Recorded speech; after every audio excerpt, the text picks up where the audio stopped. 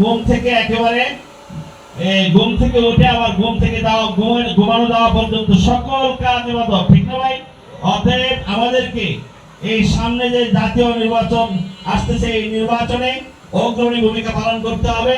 কারণ কি, বর্তমানে জাতীয় সংসদ চলে গণতন্ত্র, ধর্মনিরপেক্ষতাবাদ, সমাজতন্ত্র এবং জাতীয়তাবাদের মাধ্যমে। অতএব এই চার মূলনীতিকে বাদ দিয়ে কোরআন, সুন্নাহ, ইজমা, কিয়াসের মাধ্যমে কোরআনী শাসন যাতে কায়েম হয়, তার জন্য আমাদেরকে কি করতে হবে?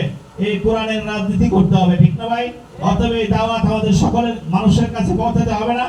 অতএব আমাদেরকে এই যে সামনে জাতীয় নির্বাচন আসতেছে, এর আগ পর্যন্ত প্রত্যেকটা মানুষের বাড়িতে বাড়িতে, প্রত্যেকটা মানুষের ঘরে ঘরে আমাদেরকে দাওয়াত পৌঁছাতে হবে, কি হবে না?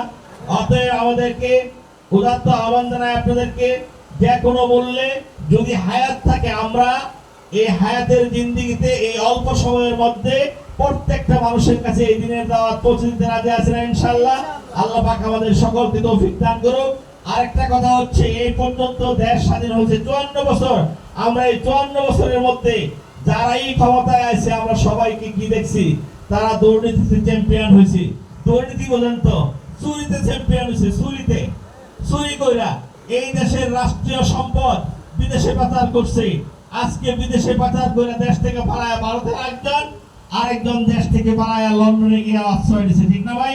অতএব এই চোরদেরকে, এই চাঁদাবাজদেরকে আমরা এই দেশে আর রাখতে চাই না। অতএব আমাদেরকে কি করতে হবে?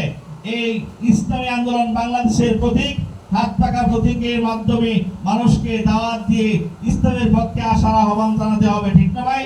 অতএব আমরা আগামী জাতীয় সংসদ নির্বাচনে ইসলামকে বিজয়ী আদর্শ হিসেবে প্রতিষ্ঠিত করার আহ্বান জানিয়ে আমি আমার আলোচনা এখানে শেষ করছি।